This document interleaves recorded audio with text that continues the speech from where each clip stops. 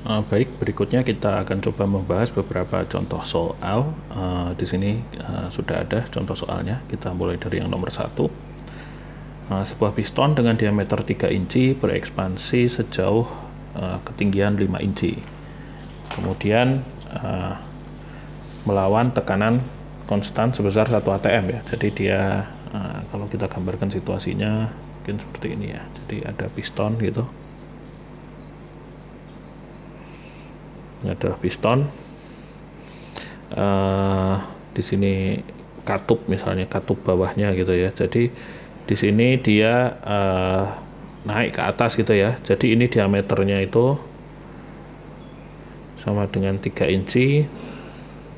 Kemudian dia ini mendorong, ini penutup pistonnya gitu, ini ada gas di dalamnya. Kemudian gasnya itu berekspansi mendorong penutupnya ke atas sehingga pindah ke atas gitu ya. Dia pindah ke atas. Nah, jarak perpindahannya ini sebesar 5 inci gitu.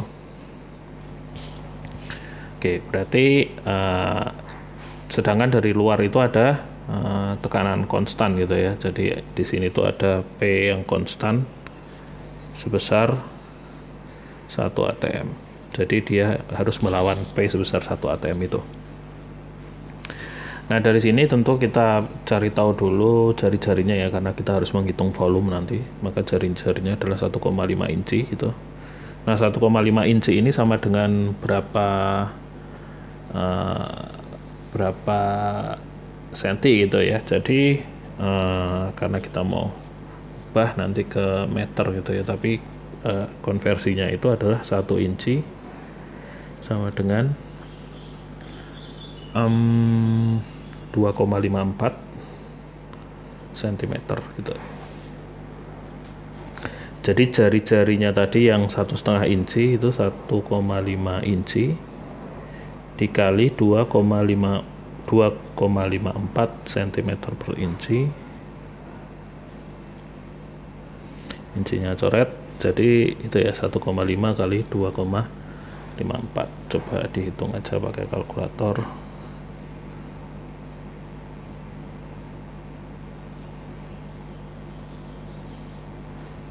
1,5 kali 2,54 sama dengan 3,81 ya, 3,81 cm. Atau kalau mau dijadikan meter ya sama dengan 3,81 kali 10 pangkat min 2 meter. Nah, ini adalah jari-jari dari silinder piston kita. Kemudian kalau kita udah dapat jari-jari ini, apalagi yang harus kita cek ya. Jadi tekanannya itu dalam satuan atm. Kita mau jadikan SI dulu ya. Jadi 1 atm sama dengan 101.325 Pascal. Nah, Pascal itu adalah satuan SI-nya. Kemudian kita ingin menghitung kerja ya. Ini kerja pada tekanan konstan gitu kan ya. Ya, kerja pada tekanan konstan tadi kita udah tahu, delta W pada tekanan konstan itu adalah min P delta V gitu ya. Ini dari materi tadi kita udah bahas, jadi atau sama dengan min P V2 min V1 gitu ya. Oke. Nah, volumenya ini, kalau volume dari si piston itu kan sama dengan luas alas kali tinggi ya. Jadi pi R kuadrat kali T gitu kan. Berarti kalau kita mau menghitung delta volume, berarti ini sama aja PR kuadratnya kan sama, yang berbeda cuman T-nya ya. Jadi kalau kita lanjutkan perhitungannya, ini sama dengan minus P. Di sini PR kuadratnya bisa kita keluarkan, berarti tinggi yang kedua dikurangi tinggi 1 gitu. Nah, tingginya itu tadi kan delta T-nya itu dia berekspansi sejauh ketinggian 5 inci ya. Berarti T2 min T1 ini adalah 5 inci gitu. Nah, kalau 5 inci berarti sama aja 5 kali 2,54 gitu ya. Ini nanti kali 2,54 cm. 2,54 cm itu berarti kali 10 pangkat min 2 meter per inci gitu. Coret. Nah, ini adalah untuk yang delta T-nya gitu. Kemudian di sini sama dengan minus P-nya itu adalah 1 atmosfer 101,325 Pascal kali pi kali R kuadrat. R-nya tadi ini ya, R-nya itu kali R kuadrat gitu. Nah, ini kita hitung aja. Di sini hasilnya sama dengan berapa pakai kalkulator gitu ya.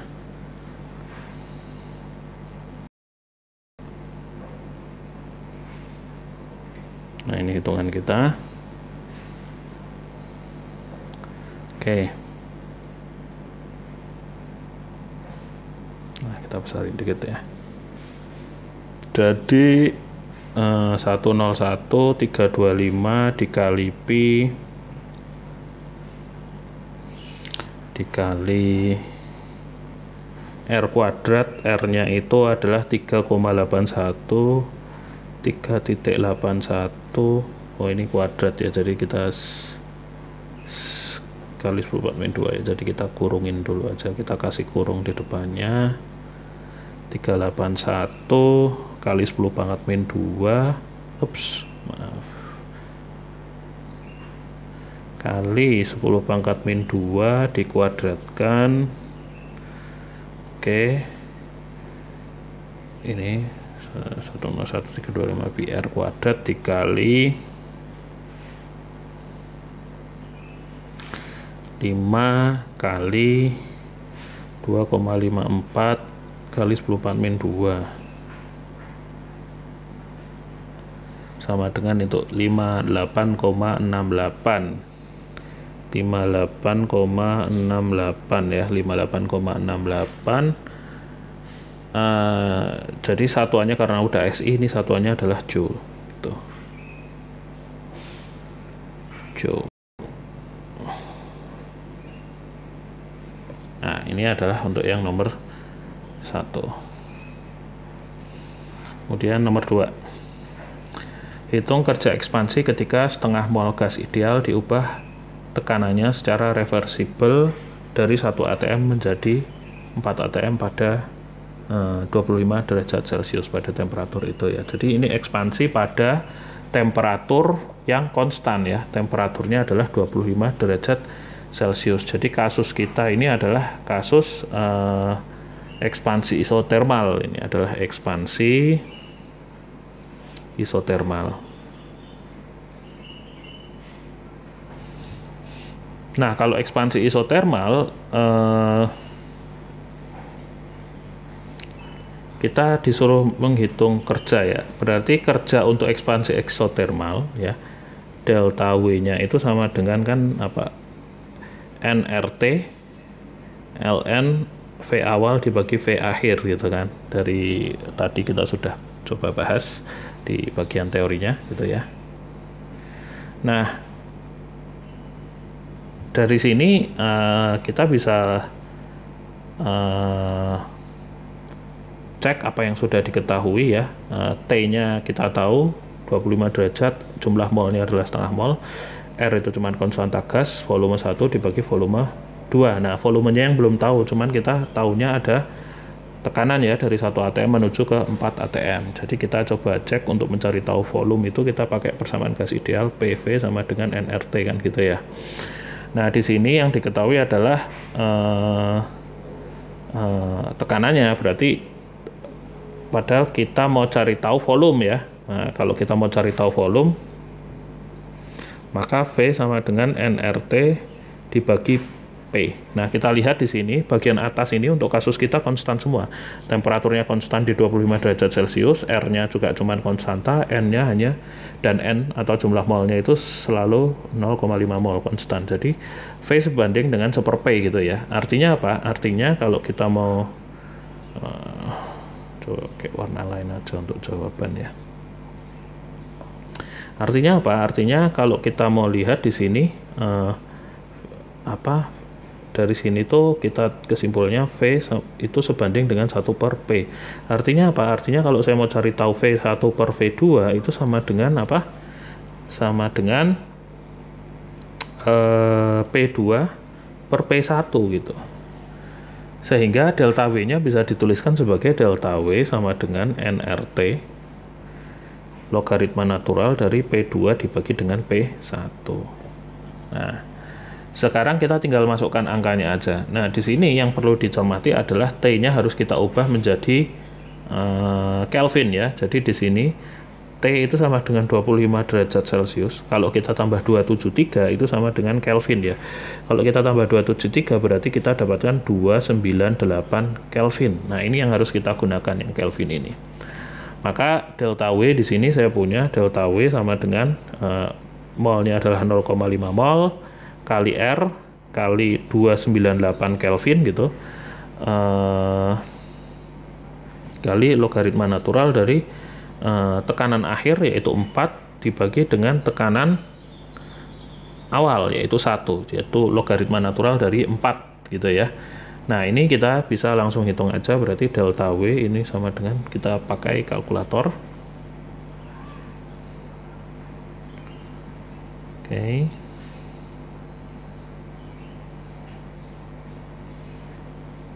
Yang mau kita hitung adalah ini ya, ini 0,5 kali R itu adalah sebuah konstanta ya. Kalau untuk konstanta ini kita pakai shift 7, konstantanya adalah konstanta R. Kita cari tahu, kita cari di sini konstanta gas ini ya, Joule mol Kelvin ya, ini 0,5 R kali 298 dikali logaritma natural dari 4 sama dengan itu 1717,42 ya. Jadi ini kita akan tulis di sini hasilnya adalah 1717,42 Joule. Nah, ini adalah kerja yang dilakukan untuk ekspansi isotermal ini itu ya. Jadi ini jawabannya. Oke, berikutnya panas 1 kalori per gram per Kelvin ya. Kemudian hitung panas yang diperlukan untuk menaikkan temperatur 1,5 liter air dari 25 derajat Celcius sampai mendidih, berarti sampai 100 derajat Celcius. Nah, ini sebenarnya kita bisa pakai kalau Anda pernah tahu rumusan yang sering dipakai, yaitu apa? Q sama dengan MC kali delta T. Nah, ini sebenarnya sama ya, Q MC delta T. Dengan M itu adalah massa ya, massa dari si air di sini tapi diberikan volume airnya. Kemudian C itu adalah panas jenis air, yaitu yang sebelah sini sudah diberikan panas jenis air. Delta T itu hitung nomor 3. Nah, sekarang kita cek bahwasanya berapa massa airnya ya. Jadi kita mau cari tahu dulu massa air. Massa air itu berarti sama dengan kerapatan air dikali dengan volume air gitu. Sehingga massanya itu sama dengan rho air itu adalah 1 gram per cm kubik kan gitu ya. 1 gram per cm kubik. Terus dari sini dikalikan dengan volume airnya. Volume airnya itu 1,5 liter ya. Nah, 1,5 liter itu sama dengan 1,5 desimeter kubik gitu ya. Kalau mau ke sentimeter kan turun 1, berarti ini sama dengan 1.500 cm kubik, 1.500 cc ya. Berarti kita kalikan dengan 1.500 cm kubik gitu, kita bisa coret di sini, maka hasilnya adalah sama dengan 1.500 gram massa airnya. Oke, massa air kita udah dapat. Kemudian yang perlu kita tahu adalah perubahan temperaturnya. Delta T-nya itu adalah dari mendidih 100 derajat Celcius dikurangi temperatur awal, maka ini sama dengan 75 derajat Celcius gitu ya.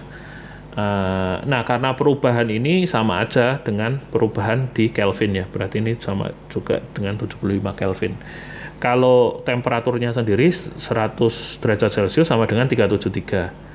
25 berarti 273 tambah 25. Tapi kan ini yang kita mau cari tahu perubahannya. Skala Kelvin sama dengan skala Celcius. Jadi kalau perubahan itu 75 derajat Celcius sama dengan 75 Kelvin.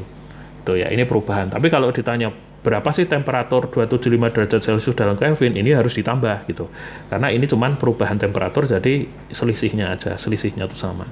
Jadi kita langsung ubah ke Kelvin seperti itu. Sehingga panas yang dibutuhkan sekarang kita tinggal kalikan saja. Maka di sini saya punya Q sama dengan MC delta T. Masanya adalah 1500 gram kali C. C-nya itu adalah 1 kalori per gram Kelvin kali 75 Kelvin. Nah, ini adalah panas yang dibutuhkan untuk mendidihkan air dari 25 derajat Celcius. K-nya coret, gramnya coret, jadi dalam kalori ya ketemunya, yaitu 75 kali 15.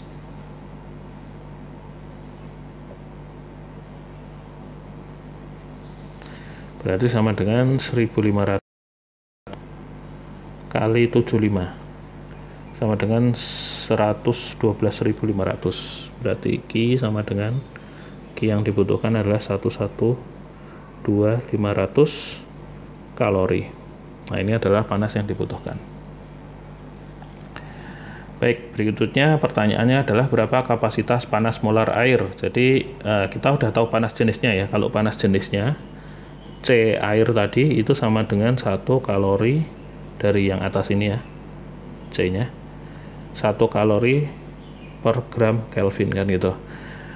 Kemudian disuruh mencari kapasitas panas molar gitu ya. Kapasitas panas molar itu adalah kapasitas panas dibagi dengan mol ya. Berarti saya harus mengubah gramnya ini yang di bawah menjadi mol ya. Maka saya harus tahu 1 gram air itu sama dengan berapa mol. 1 gram air sama dengan berapa mol gitu. Nah, berarti saya harus tahu MR-nya kan, MR dari air gitu. Nah, coba kita cek berapa MR dari air.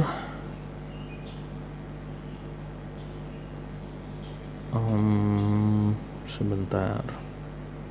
Ini kapasitas molar ya, kapasitas molar. Saya cari tahu dulu.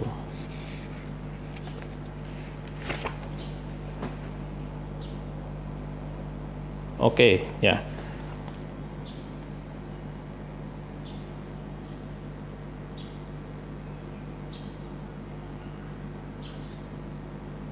Oke, jadi kapasitas jadi massa molar air ya, MR dari H2O ya.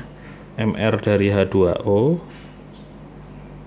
itu sama dengan 18,02 gram per mol. Kan gitu. Maka di situ kita harus ubah gramnya jadi mol gitu kan. Berarti dari sini saya punya C sama dengan 1 kalori per gram Kelvin. Itu saya harus kalikan dengan di sini 18,02 gram per mol gitu. Tujuannya apa? Gramnya bisa dicoret ini. Berarti ini sama dengan 18,02 kalori per mol Kelvin. Nah, ini kapasitas panas molar air gitu. Kemudian yang nomor 5, kapasitas panas molar benzen cair adalah 136,1 Joule per mol Kelvin. Berapa panas jenisnya? Ya, oke. Kalau tadi kita tahu panas jenis, terus disuruh mencari kapasitas panas molar.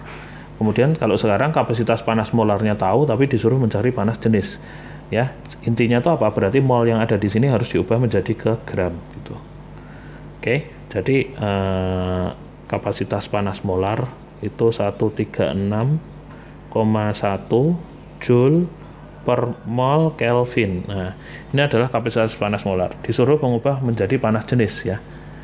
Kalau diubah menjadi panas jenis, itu molnya harus diubah menjadi ke gram. Berarti saya harus tahu MR dari benzen cair.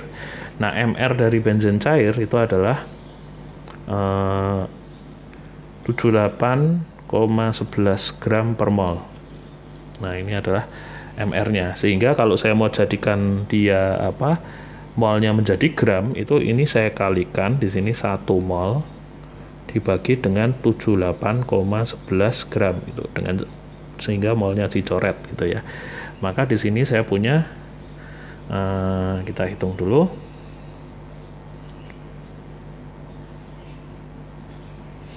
Maka di sini saya punya 136,1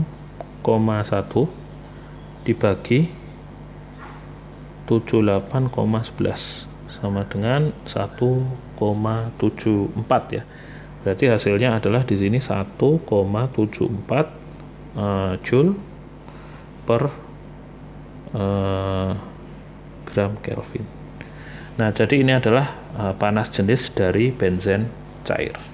Baik, itu adalah contoh soal untuk review termodinamika kita yang pertama.